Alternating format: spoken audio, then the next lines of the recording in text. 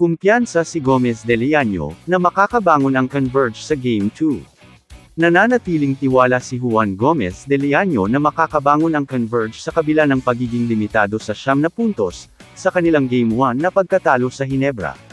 Pinuri niya ang depensa ng Ginebra, sinabing susuriin ng koponan ang kanilang mga pagkakamali, at gagawa ng mga pagsasaayos para sa do-or-die game.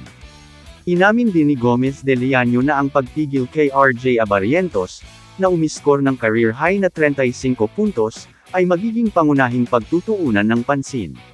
Sa pagyakap sa kanyang unang PBA playoff experience, idiniin niya na ang lakas at pagsisikap ang magiging susi sa Game 2 ngayong linggo. Pinuri din naman ni Pineda ang depensa ng Ginebra, mga pagsasaayos ng mata para sa Game 2. Nakatutok si Converge coach Dennis Pineda sa performance ng kanyang koponan, sa halip na mag-officiate matapos ang kanilang pagkatalo sa Ginebra sa Game 1 ng Philippine Cup Quarterfinals.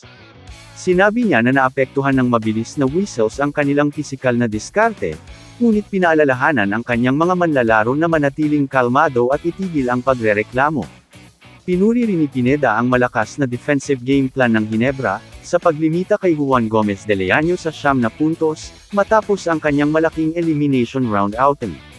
Sinabi niya na ang Converge ay gagawa ng mga pagsasaayos, at titingnan ng pagbabalik sa winner-take-all Game 2.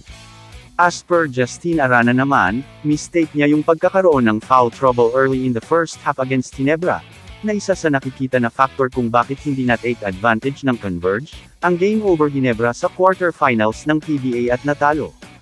Alam naman nating hindi perpekto ang mga referee kaya din may coach challenge, para kung hindi ka masyadong sang-ayon sa hatol ng referee, pwede kang humingi ng review. Sa kaso ng foul trouble ni Justine Arana, alam niya din na mistake niya yun, and besides hindi naman yung foul trouble ni na Justine Arana and Alex Stockton ang nag-dictate ng laro, kundi yung defense nila sa dalawang guard ng Ginebra, si MVP Scottie Thompson at RJ Abarrientos. Imagine Scottie got a triple-double with 13 points, 12 rebounds at 10 assists. And yung defense niya kay Juan Gomez de Leaño, and limited only to 9 points after exploding for 7 points early in the first quarter.